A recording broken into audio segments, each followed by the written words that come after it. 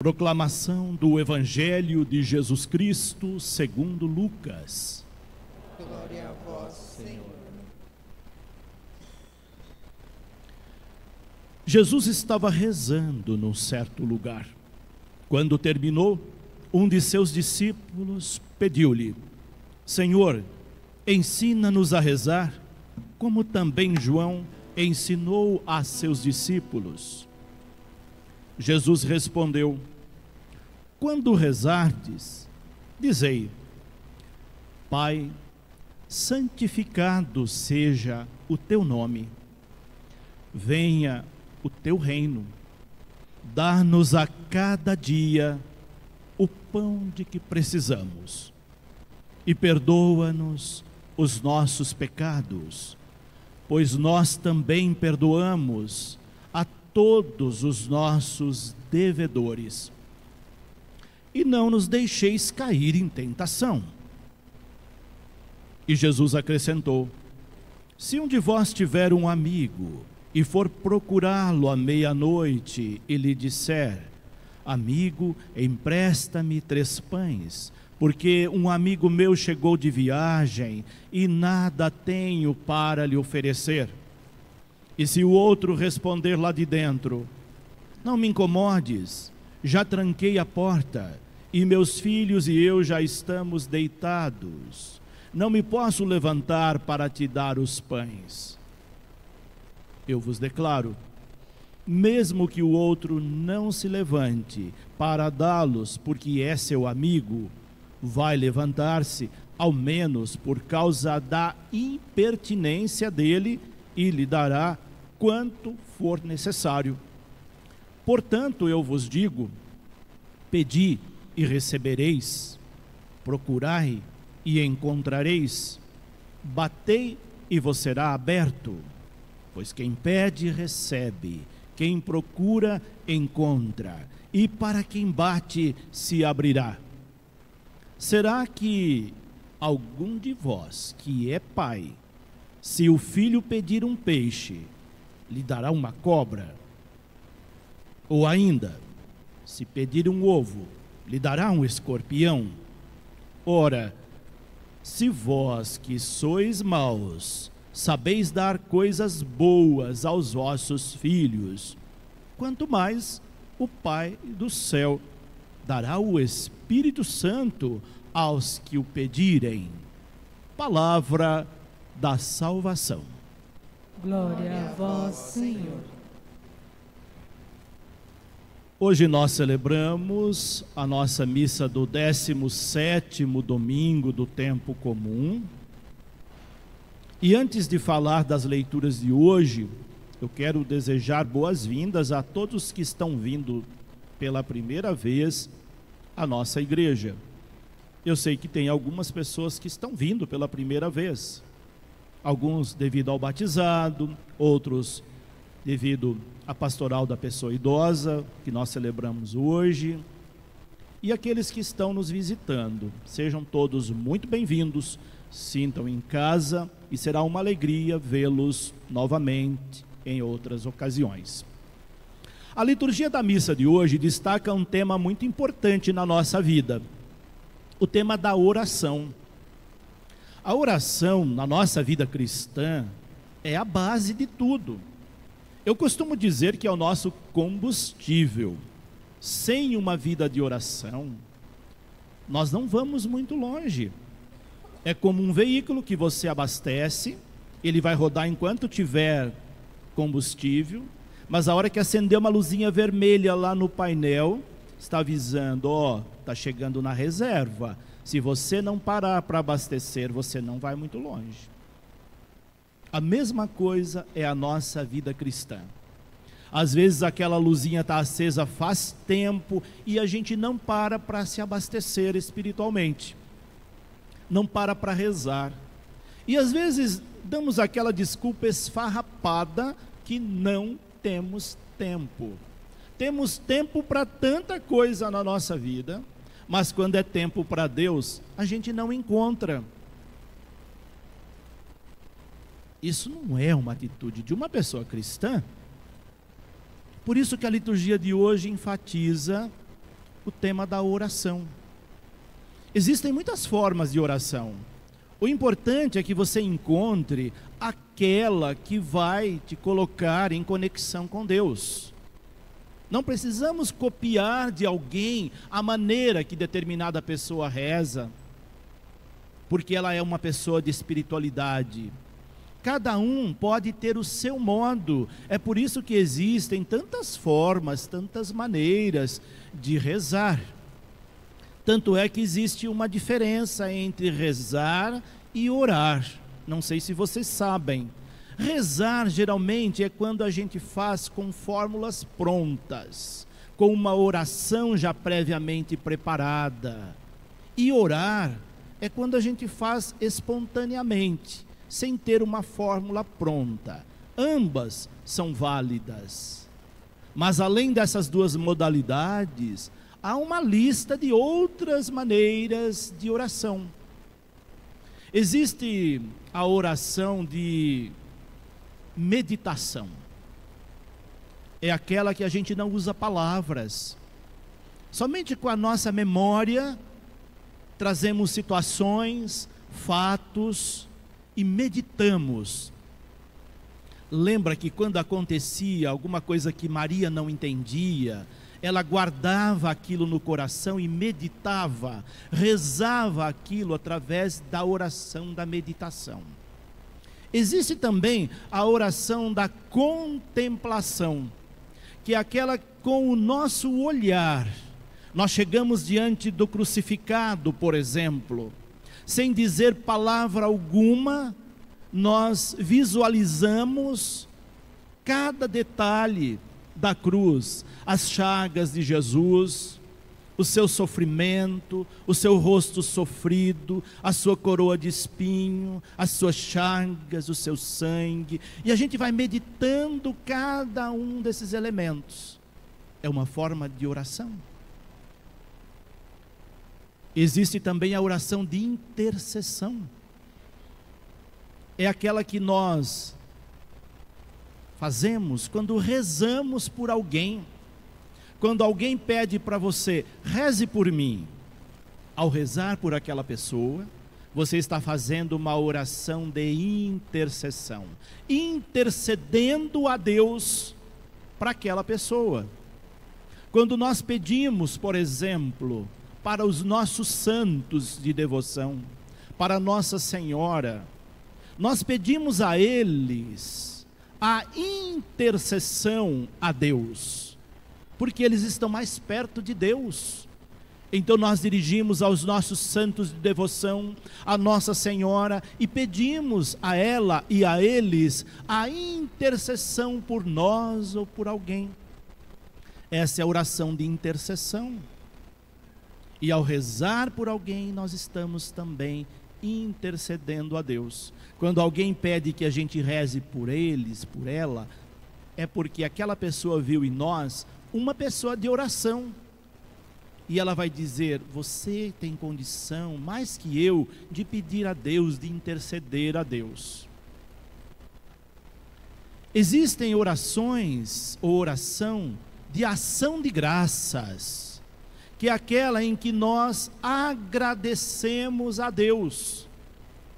Deus concede na nossa vida, todos os dias, infinitas graças, mas, comparada às graças que nós recebemos de Deus, a oração de agradecimento que fazemos é ínfima, é pequena, mas quando agradecemos por algo, nós estamos fazendo uma oração de agradecimento, de ação de graças.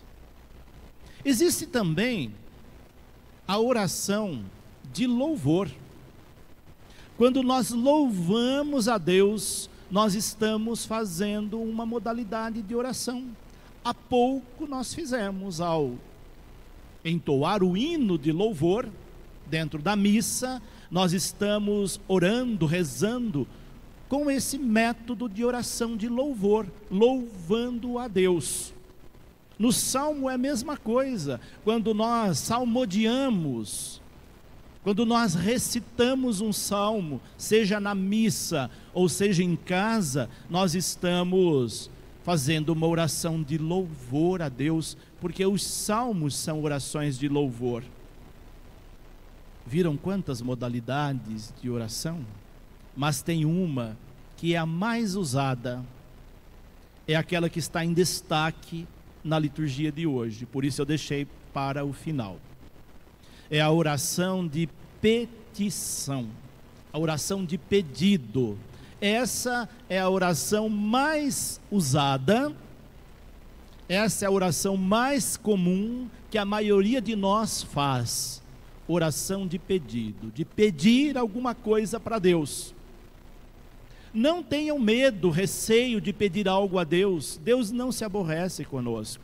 Às vezes nós temos tanto orgulho no nosso coração que a gente acaba dizendo, eu não vou pedir nada para Deus.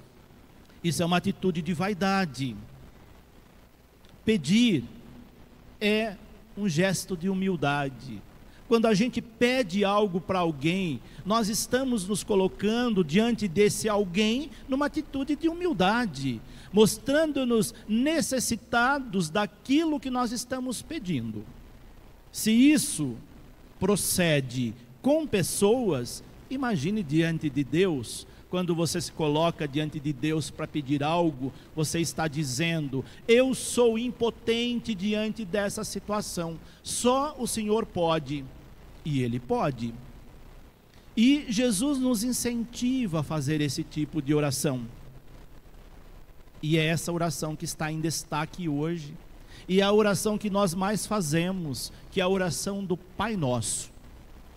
Essa oração é bíblica, ela nasce num contexto de necessidade de rezar. João ensinava os seus discípulos a rezarem. Os discípulos de Jesus ainda não tinham percebido que Jesus tinha uma metodologia diferente de João Batista. João Batista dava uma catequese explícita, olha, vocês rezem assim. Jesus dava uma catequese diferente, ele dava o exemplo, ele não dizia para as pessoas diretamente, reze assim, ele dava o exemplo, para que outros pudessem imitá-lo. Lembra quando ele lavou os pés dos discípulos, ele disse, eu fiz isso para que vocês façam o mesmo. Hoje ele está rezando nesse evangelho de hoje, e quando os discípulos de Jesus viram Jesus rezando, vai a ele e diz, ensina-nos também a rezar. Eles sentem necessidade de oração. Não tinham percebido ainda que Jesus já estava ensinando-os à medida que rezava perto deles, com eles, quando ele se retirava para rezar. Tudo isso era maneira de Jesus ensiná-los a rezar. Nossos avós têm fórmulas muito eficazes de oração. Muitos de nós aprendemos com eles a rezar de uma maneira que nos conecte com Deus. E Jesus vai ensinando os discípulos a rezar. Só que hoje, diante desse pedido, lembrando que o Pai Nosso tem 3 versões na Bíblia, os 3 evangelistas sinóticos, Mateus, Marcos e Lucas, trazem a oração do Pai Nosso, cada um à sua maneira, mas é a mesma oração. A que ouvimos hoje é a versão de Lucas, a que a gente faz na missa é a versão de Mateus. E os discípulos então, quando ao pedir a Jesus, Jesus vai dizer para eles, a oração do Pai Nosso tem 2 partes. A primeira a gente se dirige a Deus, reconhecendo sua grandeza, e ao mesmo tempo a gente reconhece nossa pequenez. E a segunda parte, nós dirigimos a Deus pedindo para as coisas necessárias da nossa vida, aquilo que é essencial, não o supérfluo. Então na primeira parte do Pai Nosso, a gente se dirige ao Pai, reconhecendo sua grandeza na infinitude dos céus. Pedimos que Ele, com o nosso gesto, com o nosso procedimento, com a nossa maneira de ser, nós possamos santificar o seu nome. Quando santificamos o nome de Deus, nós estamos rezando. Nós pedimos que Ele envie para nós o seu reino. Às vezes são tantas coisas desagradáveis que acontecem no mundo, que o reino de Deus vai se distanciando de nós, diante de tantas violências, diante de tanto desrespeito à vida. E ao pedir que venha a nós o vosso reino, o teu reino, nós estamos pedindo a Deus, manda um pouquinho do céu aqui na terra, porque a coisa está feia. E nós pedimos para Ele: seja feita a tua vontade e não a minha. Quantas vezes ao rezar a gente nem se dá conta disso? Nós queremos que a nossa vontade se sobreponha à de Deus, e quando a nossa vontade não é feita, a gente se comporta como criança diante de Deus, briga com Ele porque não fez nossa vontade, porque as coisas não saíram como nós queríamos. Mostramos tão infantil diante de Deus quando assim procedemos, porque não reconhecemos que a vontade dEle é superior à nossa, e quando aquilo que nós queremos não deu certo, é porque não era para dar, é porque não era aquilo para acontecer daquela maneira, e nós não reconhecemos isso e ficamos revoltados com Deus, porque determinada coisa aconteceu que não foi da nossa vontade. E como é que fica ao rezarmos: seja feita a vossa vontade em todos os lugares, assim na terra como no céu? Viram que a primeira parte do Pai Nosso é dirigida a Deus, ao Pai. É profundamente teológica. Já a segunda parte vê a nossa necessidade ou as nossas necessidades. A primeira delas é a de pão. Sem pão nós não vivemos, sem comida ninguém vive. É essencial para a nossa vida. Quando falta comida, falta vida. No mundo onde as pessoas passam fome, é sinal de que estão desvirtuando o caminho de Deus. Por isso que a primeira petição da segunda parte do Pai Nosso é: o pão nosso de cada dia dá-nos hoje. Não é para acumular, é para hoje que nós precisamos. Se nós pensarmos: se Deus me der o pão hoje, já está suficiente, eu não preciso ficar acumulando pão. Mas às vezes não entendemos isso. Depois nós falamos para Deus: me perdoa. É muito bom pedir perdão a Deus, mas esquecemos a segunda parte. Perdoa-me à medida que eu perdoo aquele que me ofendeu. Se eu não consigo perdoar aquele que me ofendeu, eu estou dizendo para Deus não me perdoar, e às vezes nós não nos damos conta disso. Se Deus levasse a sério essa petição, nós estaríamos perdidos. Ainda bem que Ele é infinitamente generoso e não leva em conta os nossos pecados. Depois nós pedimos para Deus não nos deixar cair em tentação. A tentação está à nossa volta o tempo todo, está nas nossas mãos. E se nós não cuidarmos, nós enveredamos por caminhos que não são caminhos de Deus. Por isso é importante pedir que Ele não nos deixe cair em tentação, que nos vigie constantemente, mas é importante que nós também tenhamos essa vigilância. Por isso, logo em seguida, a gente vai pedir que Ele nos livre do mal, dos males que são tantos. E encerramos o Pai Nosso com o Amém. Na missa a gente não diz Amém, porque a oração continua, mas fora da missa, quando a gente diz o Pai Nosso, a gente diz Amém, ou seja, eu concordo com tudo isso, eu assino embaixo. O Amém é a nossa assinatura. Viram que oração linda que Jesus ensina para os discípulos? Viram que oração linda nós fazemos em todas as missas? E essa é a primeira oração que vocês, pais e padrinhos, devem ensinar para os seus filhos e afilhados. Padrinhos é para ensinar a rezar.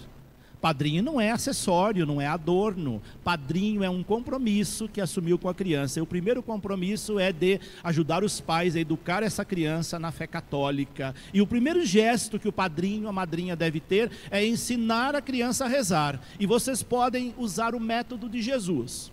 Não precisa ser o método de João Batista. Ensine as crianças a rezarem com o seu exemplo. Vindo para a missa, sobretudo missas dominicais, não perdê-la, sendo um fiel dizimista na sua comunidade, rezando em casa, rezando com os seus afilhados. Se você não fizer isso, padrinhos, vocês não estão dando exemplo e não estão ensinando os seus afilhados a rezarem. E se os pais negligenciarem na educação católica dessas crianças, entre em ação.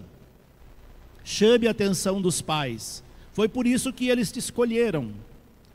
Se o pai e a mãe que fica bravo com o padrinho porque chamou-lhe a atenção, porque não está educando a criança na fé católica, escolheu o padrinho errado, porque a missão do padrinho é essa também.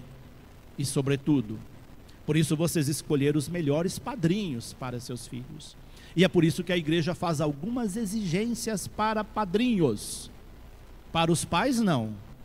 Os pais basta querer batizar e fazer a preparação de pais e padrinhos, basta. Mas padrinho não. Padrinho tem que estar em dia com a igreja, padrinho tem que ser exemplo. E quando a igreja coloca isso, tem pais que falam, mas não permitiu que eu escolhesse quem eu quisesse. Você daria uma cobra para o seu filho se ele pedisse pão? Penso que não.